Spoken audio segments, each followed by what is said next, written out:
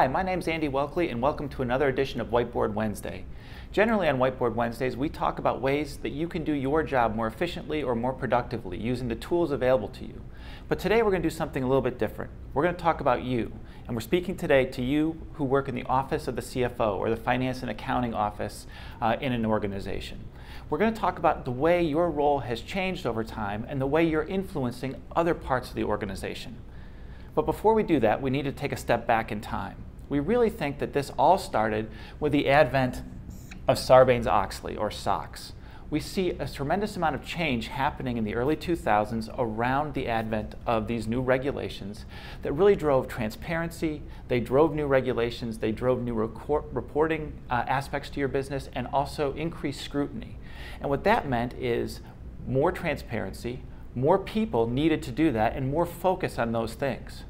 As a result of that, we gained a much deeper understanding of the business.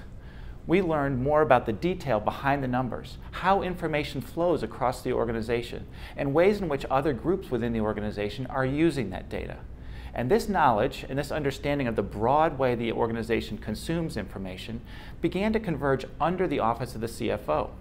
And as a result, we began to see the people in the accounting office taking on a deeper role of not just reporting and evaluating the numbers, but really analyzing the numbers and pushing that evaluation out into the organization. And this led to 4 new aspects beyond just the basic blocking and tackling of the CFO and the office of the CFO. We see this executed in 4 distinct ways, and we'll walk through those here. First, we're seeing these accounting and finance professionals becoming educators. They are now taking the best practices around finance and accounting and evaluating the numbers and moving that out into the organization.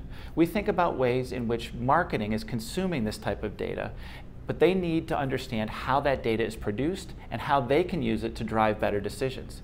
We're seeing this in operations as well, and even in IT and other parts of the organization. And this education process is driven by the experts, and that's the finance and accounting professionals in the organization. The second thing we see is that the keeper of the data is emerging underneath the CFO. All this information is being collected and driven by the financial performance numbers of the business. Other systems are feeding into this, and as a result, the finance and accounting office is really the source and repository for information across the organization. And as a result, we are beginning to see not just the data converge there, but the evaluation of the systems that have to interact to collect and disseminate this data across the organization.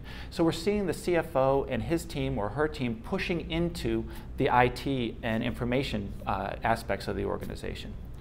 The third thing we're seeing is an emergence of the CFO and the financial professional moving into operations. Again, with that data converging across the organization, we're seeing operational data merge with financial and business performance data. And as a result, the CFO can evaluate areas where inefficiencies or waste is taking place and identify areas for improvement. We even spoke to CFOs who were becoming Six Sigma certified and earning their black belts in operations management techniques because they're seeing this data and these processes converge. And finally, we're actually seeing CFOs becoming client-facing parts of the organization. They are participating in client relationships in a variety of ways. First, to demonstrate the health of their own organization, but they're also learning about how the other organization consumes the product that they're offering through their own organization. They become a real positive aspect in the sales process and can really deepen the relationship between the two companies by understanding business performances and needs on both sides of the equation. So as a result, the office of the CFO and the financial and accounting professionals within are being asked to do more. They're doing more because technology enables efficiency. They're doing more because they have the visibility across the organization to really affect change. And as a result, they become a strategic partner that can drive the path of the organization forward.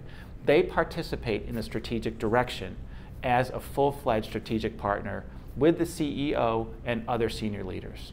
I hope this was informative. I hope you're seeing this in your own organization and are finding ways to execute it as well.